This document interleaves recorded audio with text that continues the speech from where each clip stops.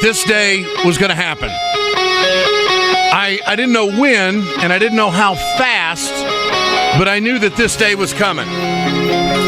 There is a poll out there now that shows that Bernie Sanders leads Hillary Clinton in New Hampshire. I mean, could we not read the roadmap? Good to have you with us, folks, here on the Ed Schultz Internet Broadcast. Ed Schultz news and commentary available to you at WeGotEd.com, RawStory.com, and RingOfFireRadio.com every day. I said last week on this production at this site that there is a fight for the heart and soul of the Democratic Party in this country. And it's not about personality. I've been very clear about that. It's not about anybody's past. It's about the issues.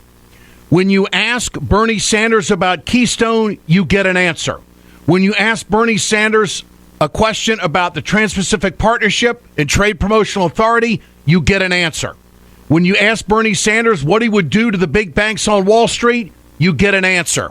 When you ask Bernie Sanders about, do you think that the oil companies should pay their fair share and continue to get billions of dollars of subsidies from the United States Treasury, you get a direct answer. To the Clinton folks of the world, you want to beat me up on Facebook? Go right ahead. I am more proud of what is unfolding in American politics right now than anything we've ever seen before. Did the Black Lives Matter protest earlier this week in Seattle hurt Bernie Sanders? No. It gave him an opportunity to clarify his position, exactly what he's going to do about institutional racism in this country. I mean, everywhere you turn, you get a direct answer from Bernie Sanders. No one can get a response from Hillary on Keystone, a response from Hillary on big oil, a response from Hillary on Wall Street and breaking up the big banks, or Glass-Steagall for that matter. And you want to know, these Clinton folks out there want to know, well, gosh, what's happening? I guess it's social media. You're damn right it is. This is a guy who is revolutionizing American politics right now. He has not run a negative ad, and he's surging in the polls. He is not taking PAC money, and he is surging in the polls. He is going after the people who are robbing us of our democracy, and those are the billionaires. And you know what's happening? The closer people look, the more they like what they see. That's what's unfolding in America right now. I probably put Bernie Sanders on TV more than anybody else when I was doing a cable show. And I'm proud of it because I knew at the time, I used to tell the team, I said, damn, I asked this guy a question and I get direct answers. And over the years, I've gotten to know Bernie Sanders. Let me give you another example.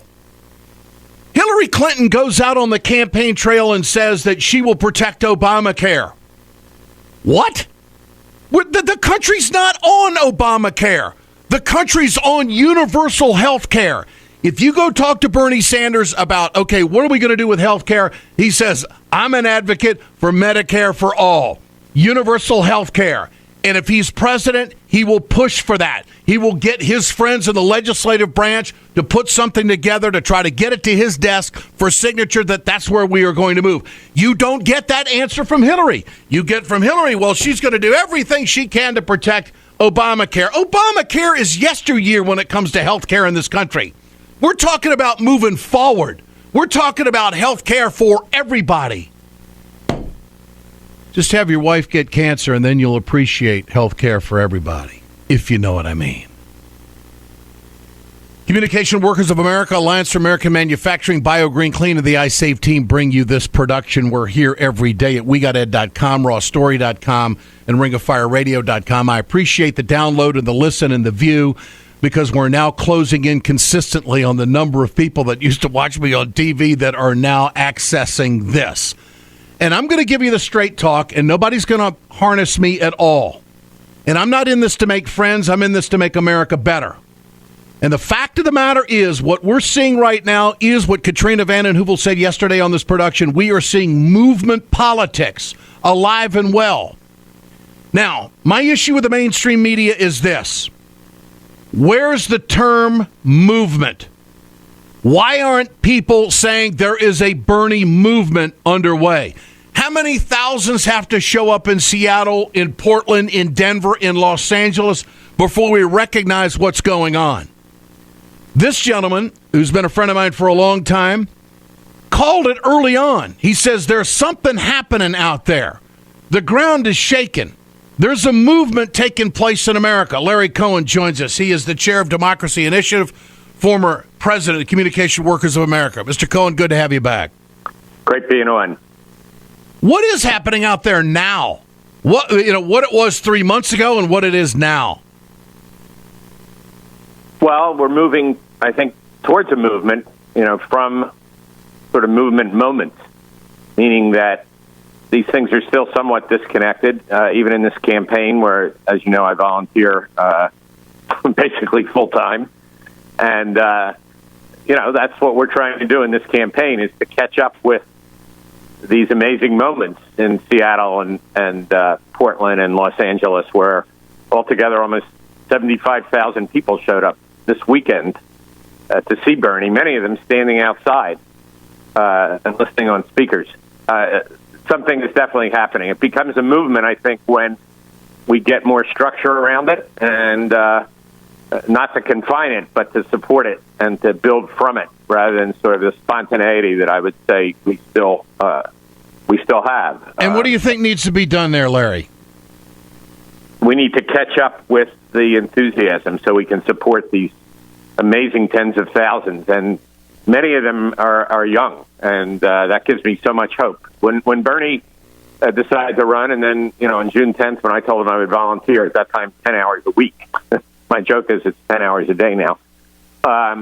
Even for Bernie, this was building a political revolution, as he called it, meaning a continuing fight to change the country, but not necessarily that Bernie would be president. This thing is so big now. These poll results in New Hampshire, and my own experience with him in Iowa, and I'm about to go back there, tells me Sanders is going to win Iowa and New Hampshire. And the question is, can we build the structure with no super PAC money, with only small donors? Can we build, trying to catch up with staffing now in these other states, can we build the structure that can support winning in, February and March, when these primaries are set up to overwhelm most candidates? So your thoughts on a 44-37% margin according to the new Franklin Pierce University / Boston Herald poll. How credible is it, and what do you think it means? I think the direction of it is totally credible, because we have the other polls, and they're all moving this way. The Oregon poll on Monday, what was released early Monday, but it was from Oregon before he spoke, with 28,000 people in a city of 500,000. It was amazing, because he was only down 5 in Oregon. We don't have a single staff person in Oregon. Nobody. Not only will I fight to until that protect speech, he hadn't been to Oregon, this country, and but he was only down 5 points to in Oregon. So I think these polls everywhere are showing this. Which we are going to stand on and fight back. Is it the straight talk? Is it the straight talk? Is it the issues? What is it? Your pulse. It's all of it. It's the straight talk. It's the walk of the last 50 years of Bernie Sanders. Brings tears to my eyes. Young people just cherish what he has been, not just what he says. It's what he has been. It's where he's been. It's who he's been willing to be with. It's the straight talk of a lifetime, and the actions to back it up. And people, have had enough of the political rhetoric and talk, and then not the action. So actions speak louder, and that's what people see in him. It's the credibility of his lifetime and the simplicity in a certain way. He has not said one negative word about Martin O'Malley or Hillary Clinton or Jim Webb, for that matter. Hasn't run a negative ad, doesn't take the PAC money. It's the purity of it that's the attraction. Do the American people who are active in our political system really want to be a part of something different, something better, something that this was all intended to be? When you have a United States Senator and Claire McCaskill sit there on the cables and say that she doesn't think Bernie Sanders can win because he's a socialist, this identity politics is bullshit. That's what it is. Forget the naming. Where's the issue and where do you want to take the country? And I think that that's where people are cutting through to the cutting edge of what is in their heart and their soul. People don't realize that in 2008, on the platform of the Democratic Party in Denver, the national convention, universal health care was a part of the platform, yet the party didn't do a damn thing about it. And, of course, we ended up with we couldn't even get public option. So this is an issue that Bernie has never given up on, and this is also part of the attraction. He's the same guy today that he was in 2008, also in 2000, and before that. And these core principles and this course that he has been on throughout his entire life gives a sense of authenticity and trustworthiness, I think, that that is steamrolling. I don't know. I mean, ain't no magic. Go right ahead, Larry. Yeah, I was just going to jump in to say I can't help this. Claire McCaskill is one of the 13 Senate Democrats who voted wrong on fast track. Does she call herself a free market capitalist? That's what she is. Bernie's so-called democratic socialism means free higher education. It means Medicare for all. He defines it every single day. It means break up the bank. Claire, you're a free market capitalist who voted wrong, dead wrong, overwhelmingly. Democrats, Republicans, Independents, you voted dead wrong on fast track and deserted 2/3 of the Democratic Party. We're going to start to call you the free market capitalist you are, Claire. That's my answer to her. And she couldn't be closer to Hillary Clinton, and Hillary Clinton refused to do anything on fast track. So, we will speak out on this record that these people have when they start doing that kind of identity politics.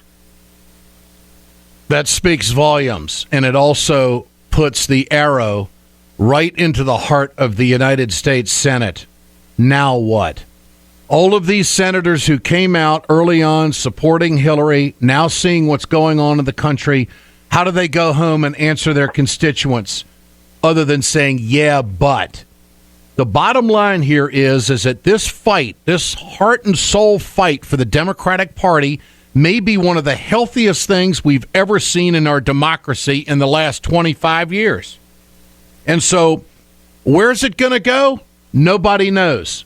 But if you're the little guy out there, if you're the little person out there, if you're the person out there that wants to be heard, this appears to be your campaign. Larry, what's the schedule? What's happening in Iowa when you're on the and are there staff people in Iowa, and how is Iowa being managed by the Sanders campaign? Give us some insight. Yeah, Iowa has my last count 25 full-time people. It has thousands of volunteers. Except for the biggest states, the biggest turnout in the House meetings that we did 2 weeks ago today, that were where we streamed into 3,700 houses and community centers and bars and restaurants, Bernie's message. And more importantly, people were together there, and they talked about what they're going to do afterwards in each one of those 3,700 locations. Iowa had more of them than any state except New York and California. So Iowa's on fire. Iowa, and it's a caucus state, so it's about activism. My belief is we will win Iowa, and we will now even more. I'm confirmed that we can win New Hampshire. So I'll be back in Iowa the 4 days of Labor Day weekend. Stay close, my friend. Great to have you with us always. Larry Cohen, one of the great ones out there for the American workers, former president, Communication Workers of America, and now the chair of the Democracy Initiative. Great to have you with us. Communication Workers of America, Alliance for American Manufacturing, BioGreen Clean, and the iSave team bring you this production. Now this. Hey, folks, you've heard me talk about BioGreen Clean. I'm going to show you right now on my airplane just how tough this is. I want you to keep in mind, chemical-free, 100% plant-derived, biodegradable. It is the safest cleaner that you can get, and it's the most effective. Go to our website, wegotit.com, or go to biogreenclean.com. www.biogreenclean and order today. We perpetuate a culture of crime all the way from Wall Street right down to the main street in our hometowns. It's worse than it has been since FDR took control of the problem and said we can't count on industry taking care of the American labor. They probably have already engaged into some type of criminal cover-up, and the law prohibits the government from even doing anything about it. Catch America's lawyer Mike Papantonio on YouTube at youtube.com/GoLeftTV. Subscribe to the Ed Schultz podcast today. Simply log on to iTunes, search for Ed Schultz, and click the subscribe button to have the show delivered to your preferred listening device daily, free of charge. Rate and review the podcast to tell us how we're doing. More details at WeGotEd.com. RawStory.com, RingofFireRadio.com, and WeGotEd.com bring you this production every day. Good to have you with us here on this beautiful Wednesday in the North Country. What's going to be the soft underbelly here of the Clinton campaign? What do they have to shore up? And you can only wonder if this turning over of the email server is something that's going to get a lot of pickup or a lot of conversation. I don't have a pulse for that. I don't think that moves the country forward. Even if Hillary Clinton did something wrong, I don't think that would affect her as being the president of the United States.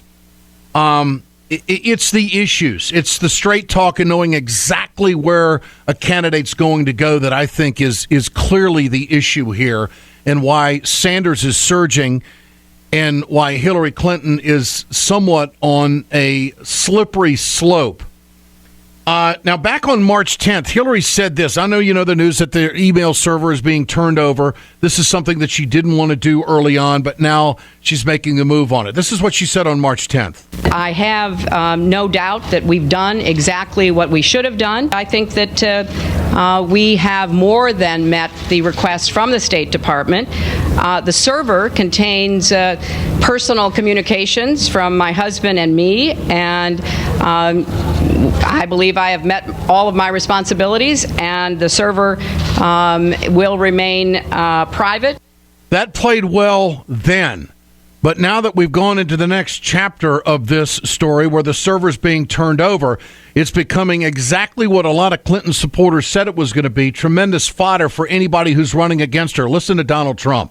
Now you add the email scandal, because to me the email scandal is, hey, General Petraeus, for doing a tiny fraction of what she did, his life is destroyed. He's been ruined. I think he's committed a crime. The problem that let's say everybody has in terms of finding out, you have Democrats are all the prosecutors, and they don't want to prosecute it. Did she commit a crime? Yes. Will they prosecute it? Perhaps no.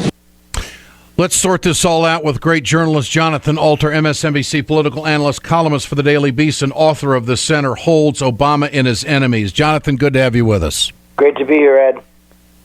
Unpack it for us. What's the upside? What's the downside? What's irrelevant? Where are the issues on this story?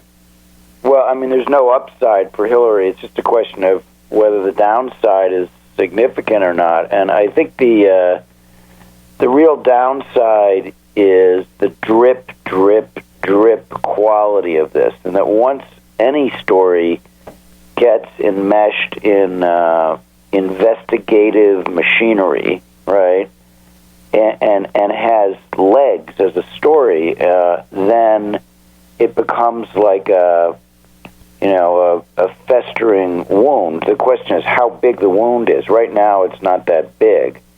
But, let's say that the authorities are able to recover some of the destroyed emails, which sometimes the tech people can do, and then they find certain things on those emails, and they leak, because things leak in investigations.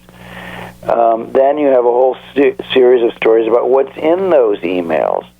And, is it as bad as something that General Petraeus was talking about? I mean, I think that was typical Trump irresponsibility, because in Petraeus' case, it was,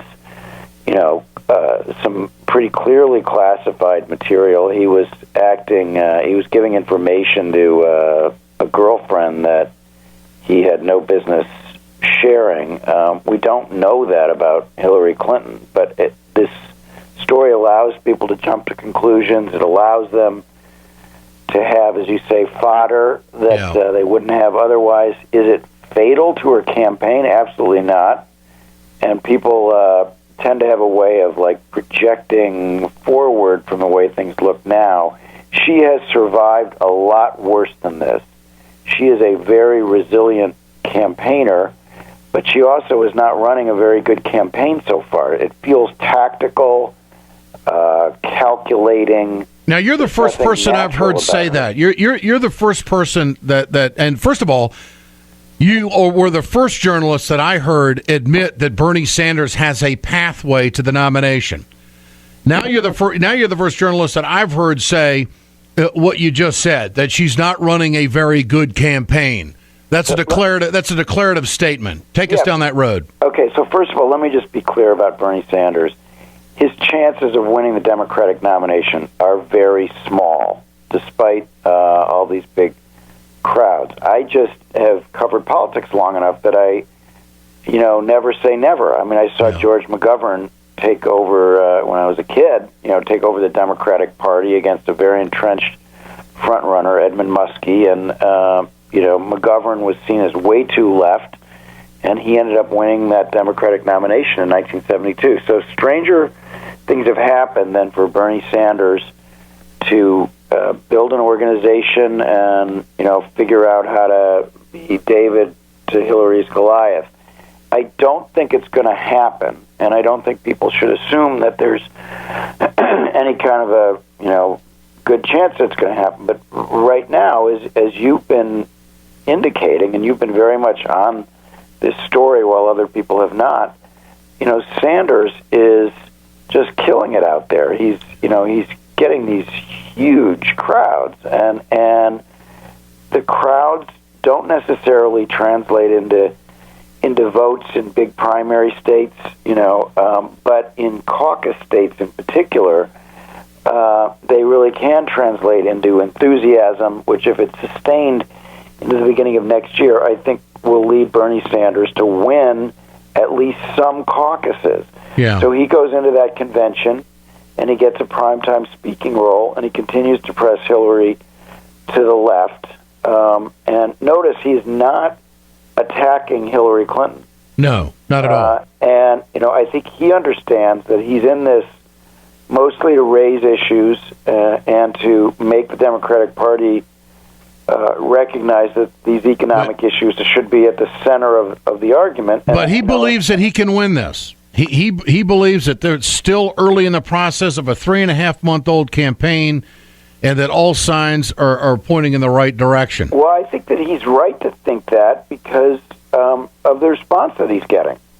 And, so he's not just running as a symbolic candidate, although anybody who runs is going to say that they're going to win. I think in his heart he probably knows that he could get worn down. But, look, the scandal could also get worse. I mean, to call it a scandal is maybe right. But the story, we don't know what's in some of those emails, and if they come out, they could wound Hillary more than they have so far. Okay, where is Hillary faltering? Where is she not running a good campaign, as you stated?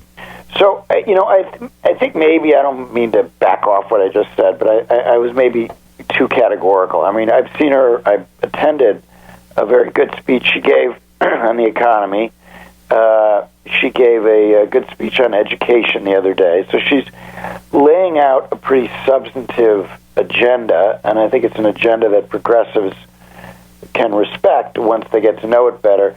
But there's a kind of a mechanical, calculating quality. I mean, just take the big rallies, for instance.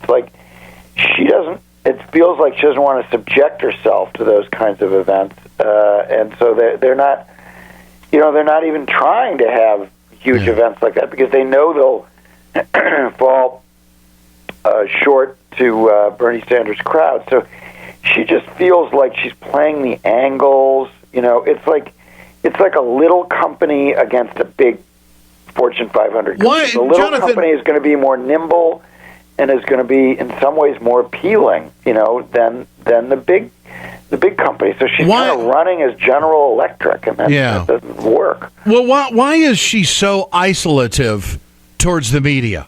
Access is horrible. I think it's a big mistake. You know, I mean, she does not trust the press, and should trust anybody. She hasn't since she first, went to the White House as First Lady, and she got hammered in many ways very, very unfairly by the media. And so since then, she has been very, very stingy with the access. And, you know, when you don't trust somebody or something, it's reciprocated. So if she doesn't trust the press at all, even to have a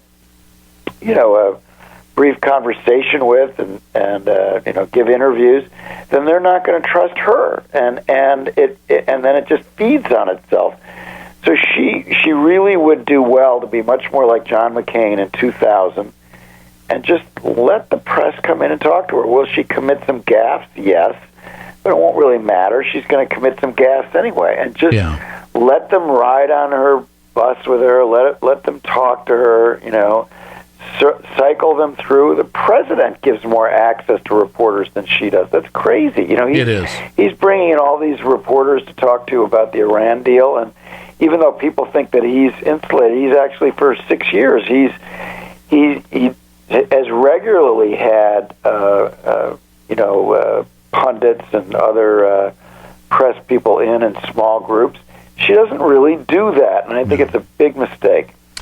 Jonathan Alter, always great to work with you. Great to have you on the program. Thanks so much. We'll do it again. You bet. Jonathan Alter, MSNBC political analyst, columnist for the Daily Beast, and author of The Center Holds Obama and His Enemies. Now this. It's time to continue our conversation about mechanical insulation. Mechanical insulation is for the piping systems in our nation's commercial and industrial facilities. Facility owners are burning up billions of dollars through the lack of mechanical insulation on these piping systems. Call the iSave team. Insulation saves America valuable energy, and this team of energy conservation specialists is shovel-ready to save you money. Visit iSaveTeam.org to have a specialist give your plant an energy audit.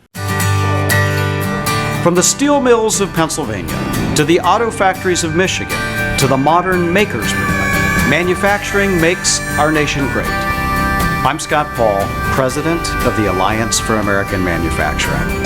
We bring business and labor together to advocate for policies that everyone can agree on. Together, we can strengthen manufacturing and create good-paying American jobs. Help us keep it made in America.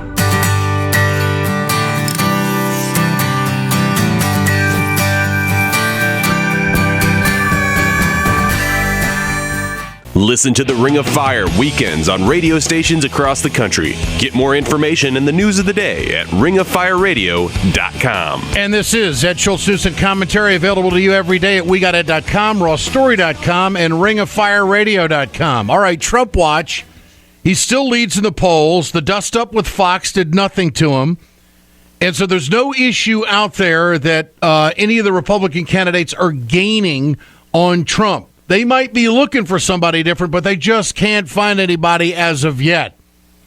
Trump planting a flag on how he would have handled the Black Lives Matter that Bernie Sanders faced in Seattle over the weekend.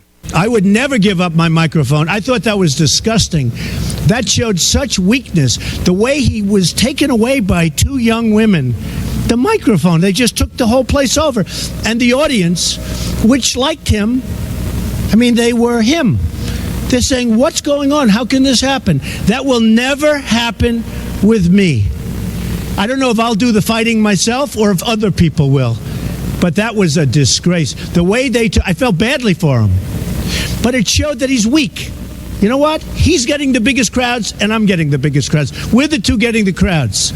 But believe me, that's not going to happen to Trump. Trump goes on to talk about how he will do more for women's rights than the Democrats would ever do, especially Hillary Clinton. I think I'll do more for women. I cherish women. I think I'll do more for women than Hillary can ever do. I think that I will take care. I thought Jeb Bush made a horrible mistake when he blew the whole situation on women's health, the women's health issue. A week ago, what he said was just unbelievable. Essentially, he's saying, I'm not going to fund it. And I think that will go down as Jeb Bush's 47%. The 47% to Romney, where probably cost him the election when he said that. The Straight Talk Express continues on the right. This is the Ed Schultz Internet broadcast, Ed Schultz News and Commentary.